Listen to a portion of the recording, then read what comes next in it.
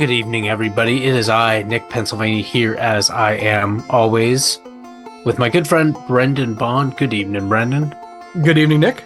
And obviously, we've had a lot going on. We always seem to say that, but so we're not going to delve into that right now. Very happy to be back with you this evening. Very happy for anybody and everybody listening to have you with us. And kind of a different thing for us, Bond's brought a couple of these such stories. I know we've talked about our man in Australia. Can you remind me what his name was again? The Somerton Man. Thank you. Yes, the Somerton Man earlier within the last year or two. He was positively identified, and it really kind of put an end to a lot of the lore, but still a lot of mystery remains. And I feel the same will be the case tonight, as another mystery has been partially solved, but it mystery remains yet. And so this evening, Bond has brought to our attention the Pinnacle Man. What the story was, what recent things have come to light, which has really been very important, especially for the families and friends involved, and also just like what mysteries remain as a result, what avenues of exploration to find the most complete answers are people having to tread. Like you mentioned with this, like the Somerton Man and some of the other missing persons, either missing persons or unidentified people that we've kind of dealt with over the years. It's, it can be a sensitive topic because, like you said, the families are still around. So, like, first and foremost, like, we want to make sure this is framed as like, someone lost their life, in one manner or another. They still have loved ones around. So, but I always think this stuff is important to talk about because it shows us, I think, a lot, not only things about the human condition, like we normally like talking about, but it shows how our cultures approach these mysteries and these tragedies and the folklore around them, but also it shows us, how the institutions that investigate them work and how it's reported and all kind of like the ancillary elements to these kinds of cases.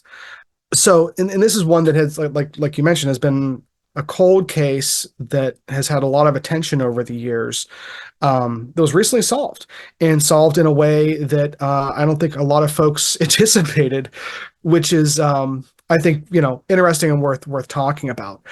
Where this all starts with Pinnacle Man, if you've never heard of this case, this takes place along the Appalachian Trail, which, if you're not from the East Coast, you might not know that it's, if not the biggest, one of the biggest or longest hiking like through type hiking trails in the world. Probably it goes for, I think, a little over 2,000 miles between, I believe, Georgia to Maine.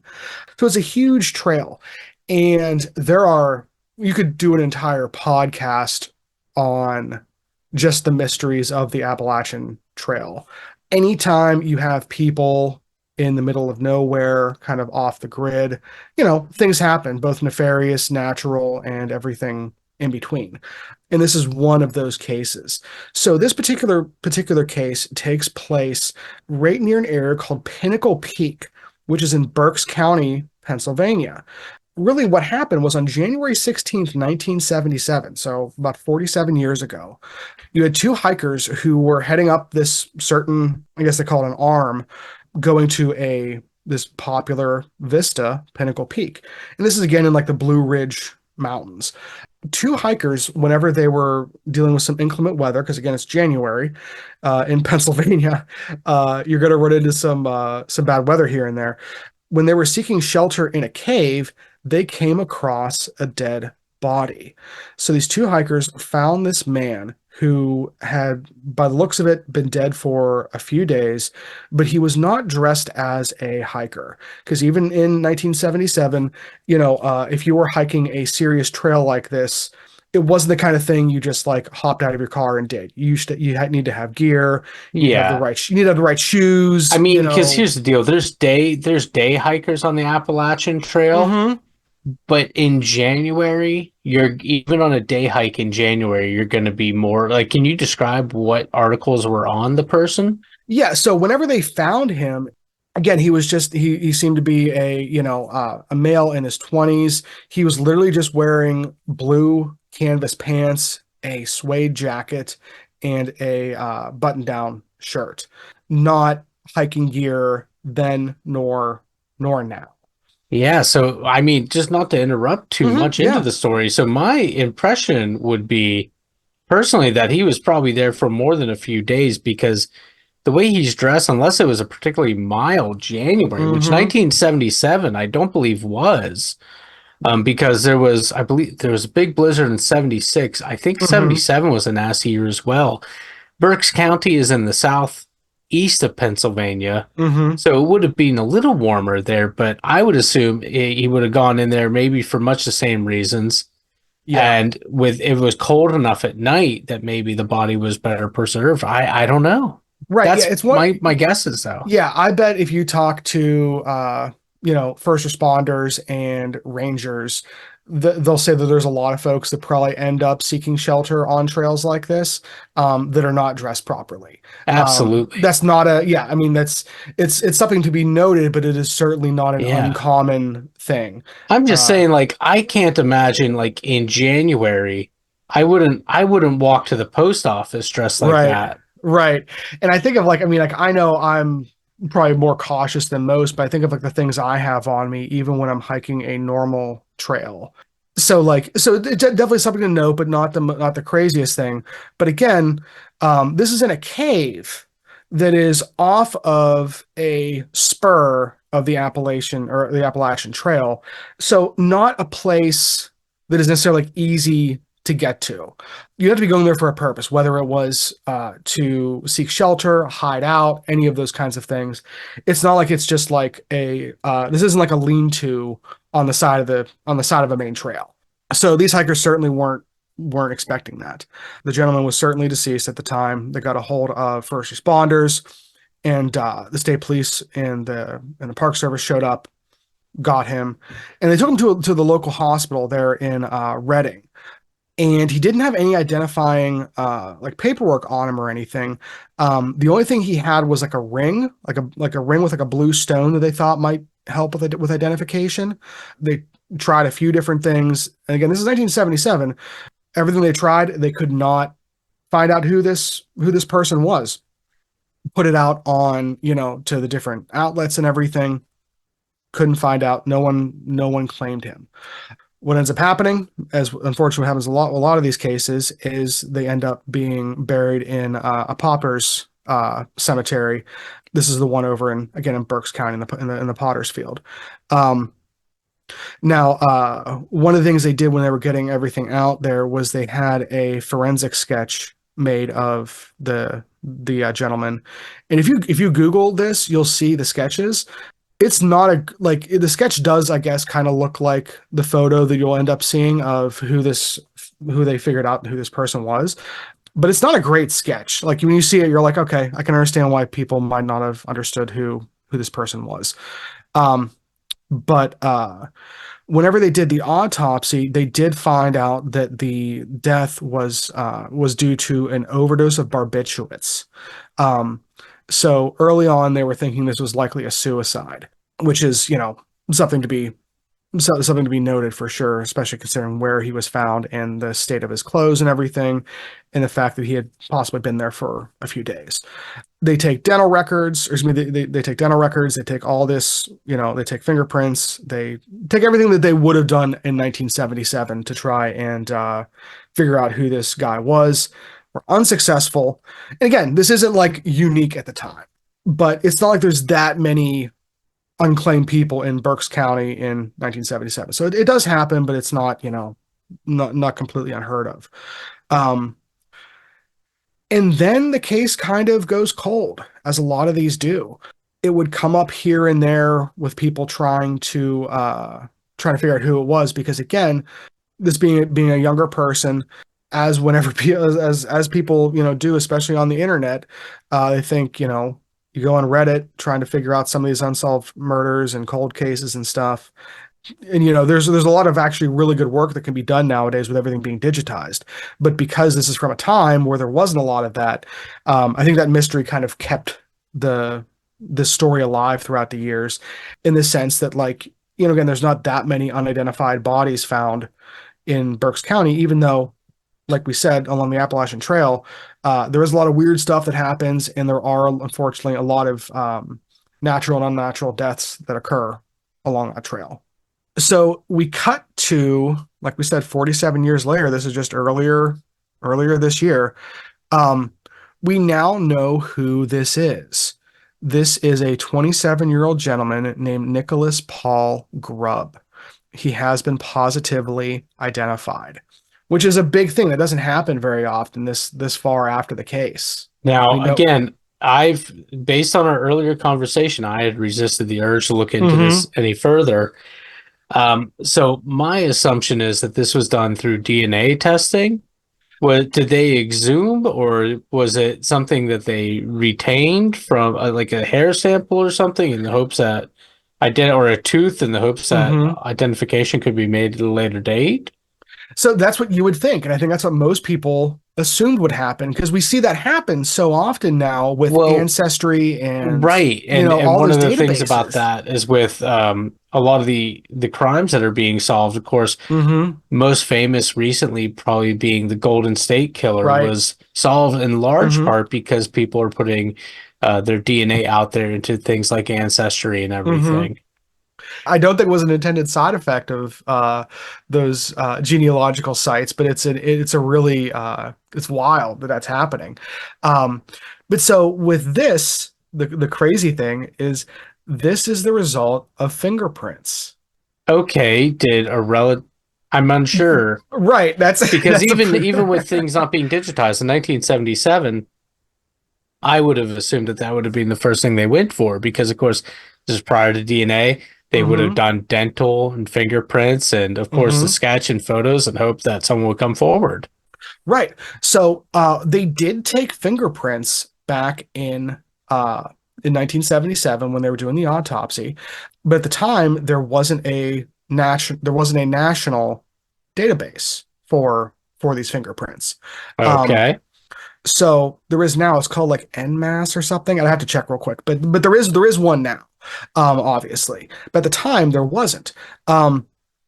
So what ended up happening was, one of there was a state detective who was assigned to cold cases, who kind of got into this case, because what ended up happening was in 2019, so relatively recently, the body was exhumed, like you said, Nick, to do DNA and genealogical tests, because they thought it might have matched either a missing Florida man or a missing Illinois man from around the same time.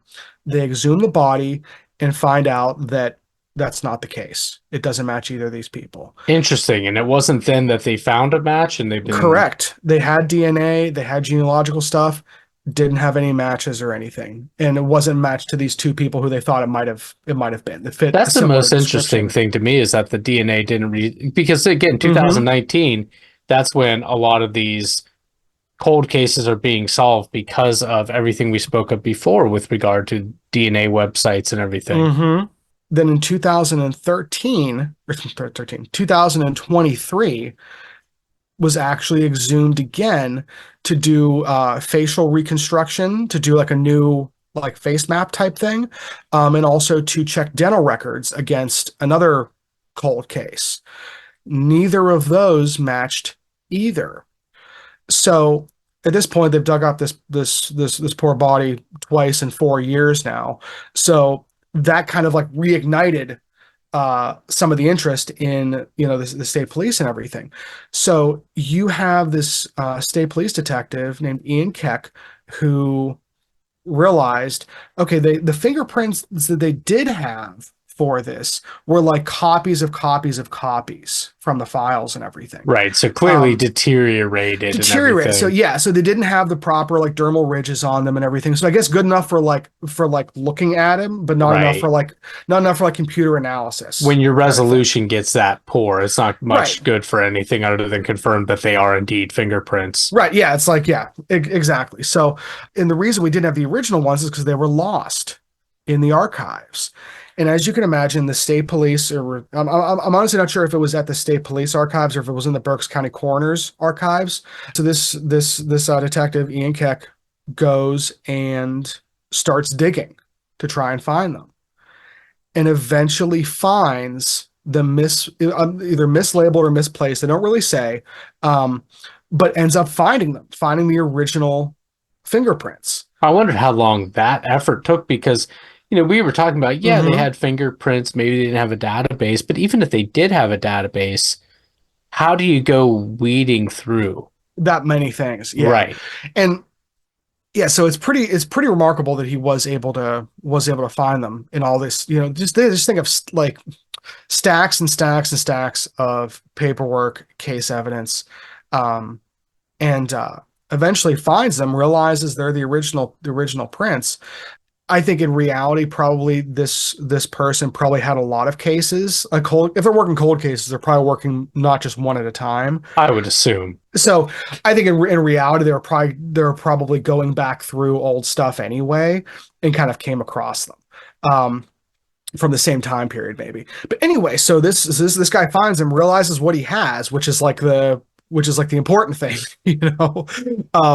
decides not to make the same mistake twice that someone else made, 27 years ago or 47 years ago, takes those original fingerprints, hooks up with a FBI agent who has access to like the national database, and within an hour has a confirmed match. Wow. Like it's so this could happen any time in like the last 20, 30 years. If they just would have found them. Yeah. The originals. Yeah. Mm-hmm. And it's a great example of like comparative data is useless if you're not comparing it. If you don't have the A and the C, having B there doesn't matter. Even kind of a reminder of like with all of our tech, it's only as good as what's put into it. Right, exactly. So you have to be attentive to what information and where everything's at, even once it's digitized. Exactly.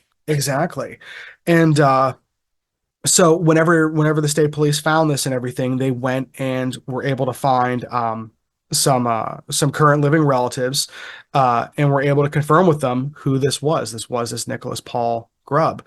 And it turns out who he was actually British. He was born in London in 1950. His father was a missionary in the British Evangelical Church, and ended up moving to Fort Washington, PA, which isn't far away from the Pinnacle. And his father moved over here to get to Fort Washington to work for an evangelical organization in the area. And Nicholas served in the PA National Guard and was honorably discharged in 1971. The reason he was in the system was because of a misdemeanor charge in Colorado a few years later in 1975. I would have figured that they would have had his prints in there just because of being in a branch as well. And I guess this was just before that cutoff or whatever. But yeah, so they didn't have him in the system and everything until much later. After talking to the family, the state police and everything were able to like confirm that, his disappearance was kind of like part of like the family like lore, as even they call it. Right. Where it's just like, yeah, he was just someone's cousin and uncle that just kind of disappeared in 1977. And I'm really curious that in the family, what did the family lore look like? Were they saying, he was going through a rough patch? Some of us assume maybe he did this, but we don't know. In any of the articles that I found, they never actually say that, but it's kind of like alluded to that he was a bit aloof. But not like, someone who was like wild and crazy or anything, in the sense it wasn't like partying or anything wildly or, right. This isn't like Darby Crash. Like, yeah. It didn't seem like any major red flags, at least again, in just the brief snippets in the articles that we're seeing here. Cause again, this is like pretty fresh, this is back in August. The family has started to make arrangements to have his remains moved to a family plot nearby, which is like a nice little bookend. Right. So, I mean, it's great that Nicholas is finally going to have, a proper burial with family and everything. Obviously like there's still the mystery around like, why he ended up in that cave. Like, was it suicide? Was it an accident? Was it something nefarious? You Was it a know? place he had even been to before? Mm-hmm. And some of that information might come out down the road now that this is more well known. Um, I'm sure there are, biographers looking into things like this, or journalists. They're going to start putting things together, because it is, it doesn't make sense why he ended up there necessarily, at least from the information we have right now. Again, it's like so fresh.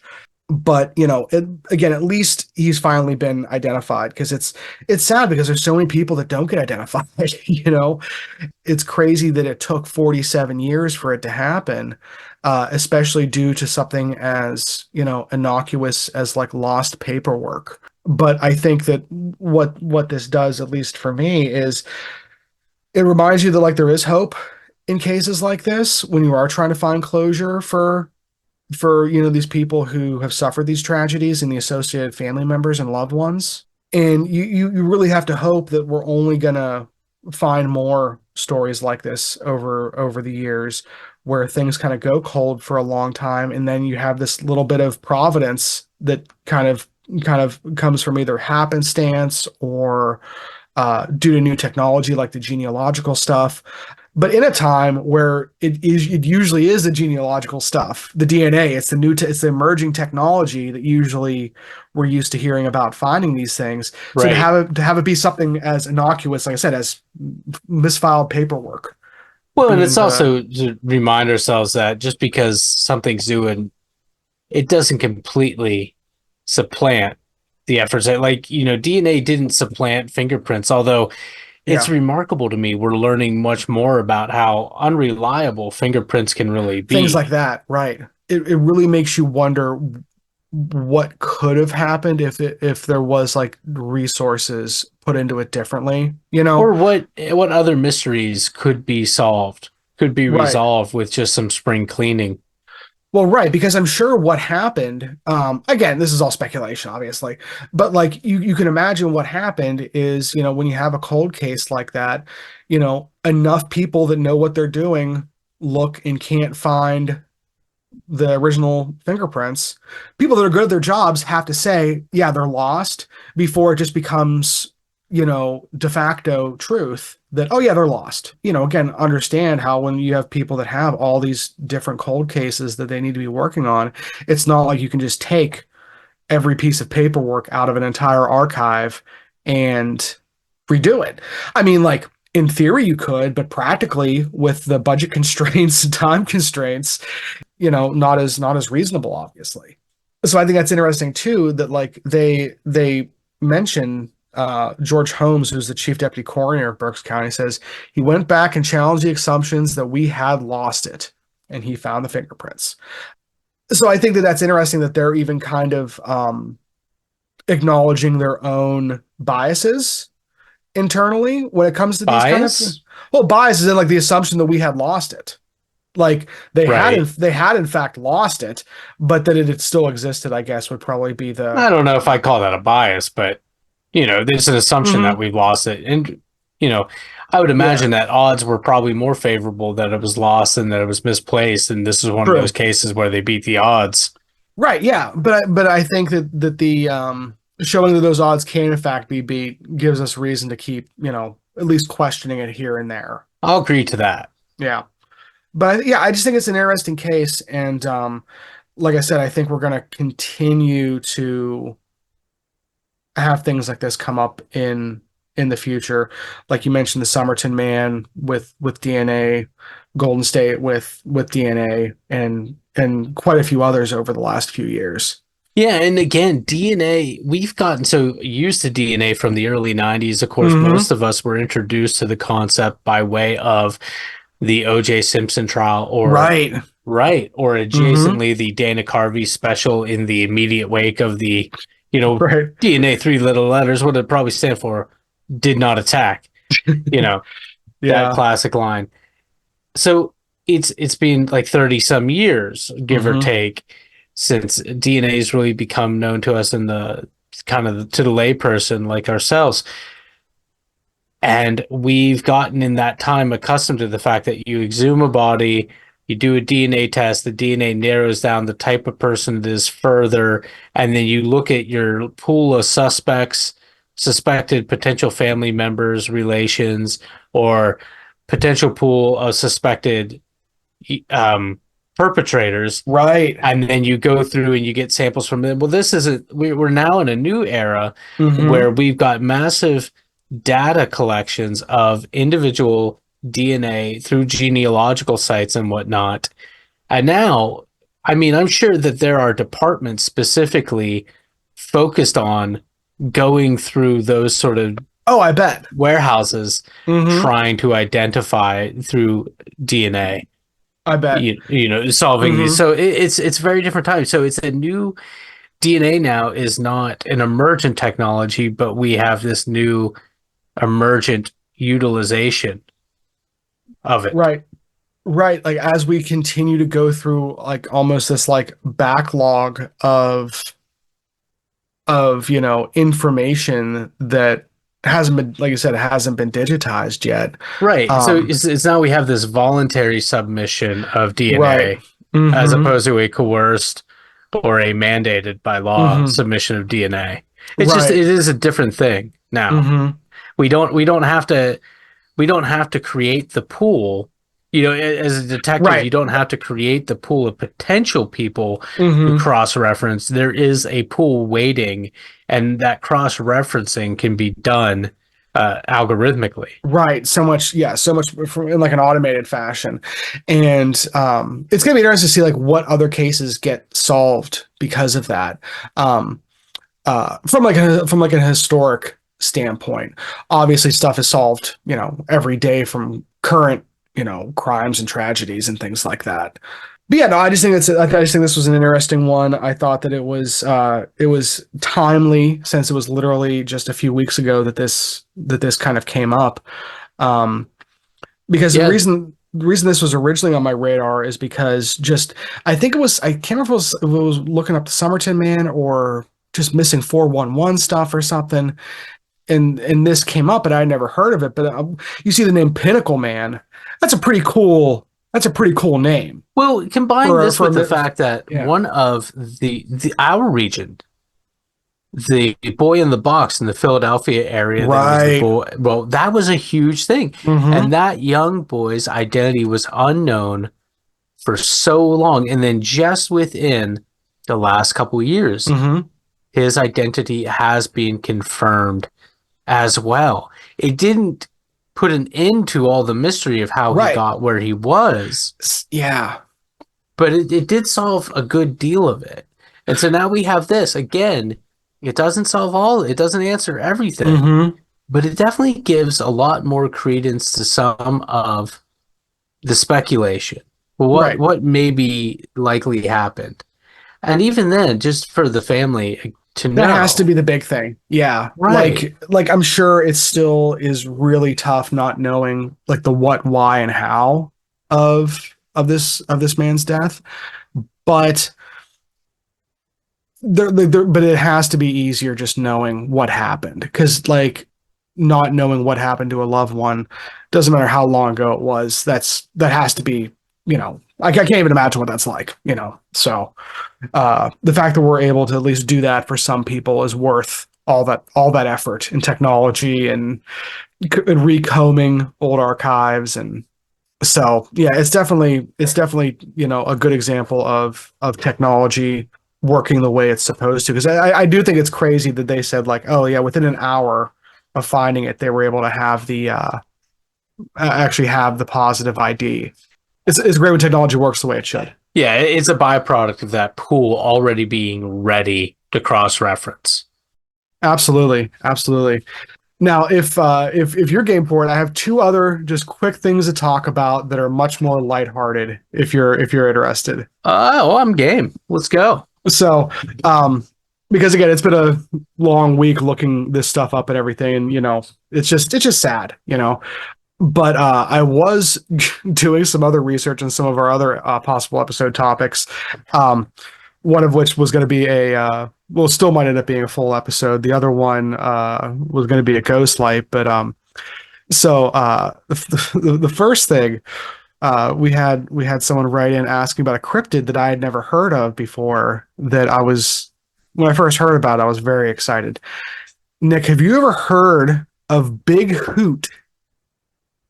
Yes. Yes, I Oh, have. see, I hadn't. So, for those of you who are not initiated, Big Hoot is a huge owl. It's supposed to be a 5 foot tall, 12-foot wingspan owl that lives generally in the greater Ohio Valley region, from like Western PA down through the Panhandle into West Virginia, southeastern Ohio, down into kind of Kentucky. It was originally, I thought it was going to be something much older, but it looks like it was coined back in 2002 by a gentleman named Mark Hall, who's an author writing a book on Thunderbirds, actually, which is one of our favorite topics. So I'm actually probably going to pick this book up now that I found it. Basically, this author kind of speculates that if you take a lot of the Thunderbird sightings and you take a lot of the Mothman descriptions in the area, both around Point Pleasant and the like, and mix it with some of the other like kind of weirder flying cryptids, a lot of them line up with this large owl. And if you just basically say, hey, what if this is just a huge owl? It kind of fits a lot of those descriptions, which I thought was interesting.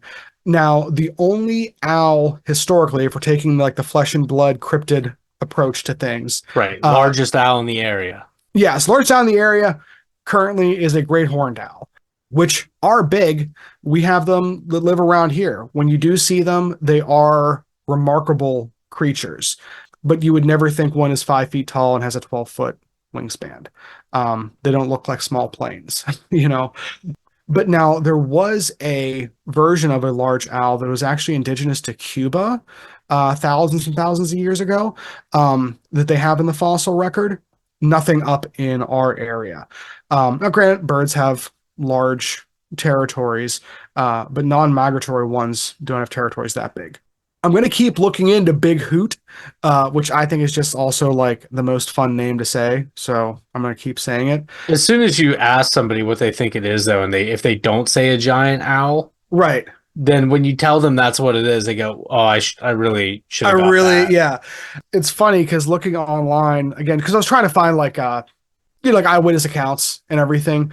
And they're really I couldn't find any. So that's why we're doing this now rather than a full Ghostlight episode. Because it doesn't seem to be any actual accounts of this thing. More of just a hypothesis. Well, it Um, sounds more like a campfire tale. yeah.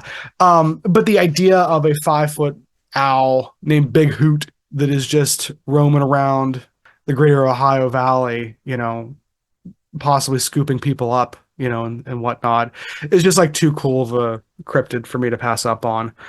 So I'm gonna keep my eye out for more Big Hoot stories, and if I find any, I'll certainly let you all know because hopefully you guys are as big of a fan as I am now of Big Hoot. And then I have another research related thing that I thought you would get a kick out of, Hit me. because every once in a while, because as you guys know, we research these episodes, and um, sometimes things are dead ends, and sometimes they're not, and sometimes things surprise us. Um, but every once in a while, I feel like the internet gets me really good, and this was one of those times where I was doing some research for an episode, and I saw a post from just a few days ago on a forum um, talking about a wild croc spotted in Cinnamahoning State Park. Which is just up the road from us. Yeah, and like I love Cinnamahoning State Park. One of my favorite parks in the state, in just ever. I think it's a great park. And to tell you that I was excited to see a story about a wild crocodile in Cinnamahoning State Park, given that, I'm researching, just out of place crocodiles and alligators in bodies of water around here right now. I was so pumped. I was like, I'm standing there at my desk, just like hot digging a dog. This Slapping the desktop. yeah, I am taking my glasses off. I'm just pumped about this. So I open the article, and it's a picture of a croc shoe Brilliant. on on a rock. That makes a lot of sense though, because yeah, it was taken from Australia. yeah. Mm-hmm. And I was like, you know what? This person got like, I hope that the person who posted that knows how much they got me, because they This got is me good. exactly what they had hoped Yeah, was going to happen. I was their target audience. I like hook, line, and sinker. It's just, I had a pretty good laugh after that of myself. So, which is important whenever you're researching stuff, and especially when you're going back and forth between some of this, like some of these really heavy topics. And again, for how seriously we do, because I mean, whenever we research these things, like we really do try and like be exhaustive with what we're looking up and trying to we try and do a good job. And it's just funny whenever someone trolls you really hard. It's like that's not lost on me. I'm like, it was just funny. But so if you out there have a story you'd like us to look into, or if you'd like to share a story yourself, or if you have a good way of just making us laugh. Yeah, what footwear have you captured in local waterways? Do you have photos? Do you have photos? Do you have evidence? Documentation.